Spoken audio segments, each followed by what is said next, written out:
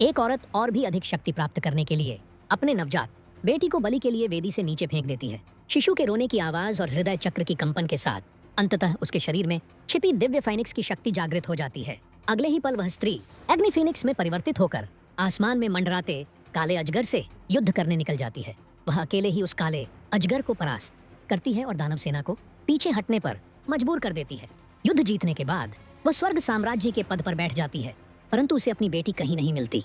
उसे पता ही नहीं कि उसकी बेटी को लोग अशुभ दानव शिशु कहकर नदी में फेंक चुके हैं।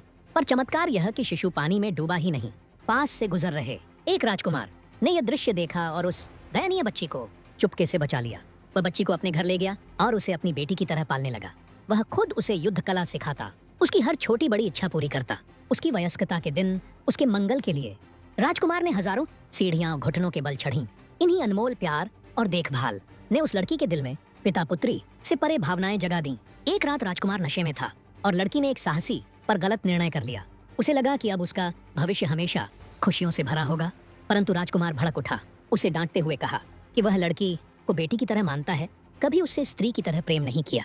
गहरा दिल टूटने पर लड़की युद्ध भूमि में उतर गई।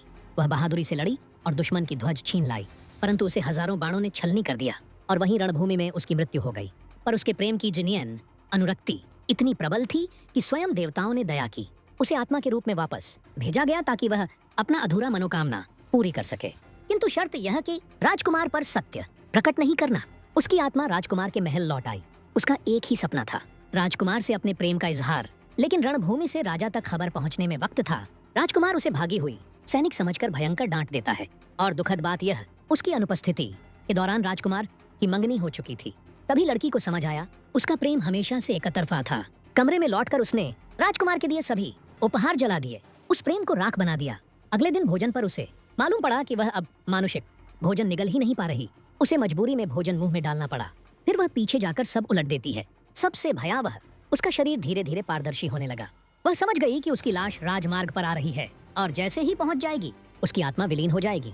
अपने अंतिम समय में उसने माँ बाप की कब्र के पास अपनी खुद की कब्र तैयार कर दी। पर तभी राजकुमार ने वह कब्र पत्थर देख लिया। उसे लगा लड़की डर के कारण ऐसा कर रही है। गुस्से में उसने पत्थर तोड़ डाला।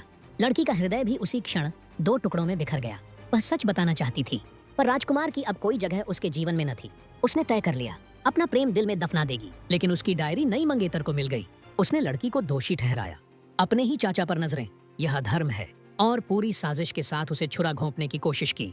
लड़की ने चाकू रोक लिया। तभी राजकुमार आ गया। मंगेतर ने नाटक किया, लड़की के हाथ से खुद को चाकू मार लिया। राजकुमार ने लड़की को ही दोषी ठहराया और गुस्से में मंगेतर को लेकर चला गया। समय के साथ लड़की की आत्मा और कमजोर होने लगी।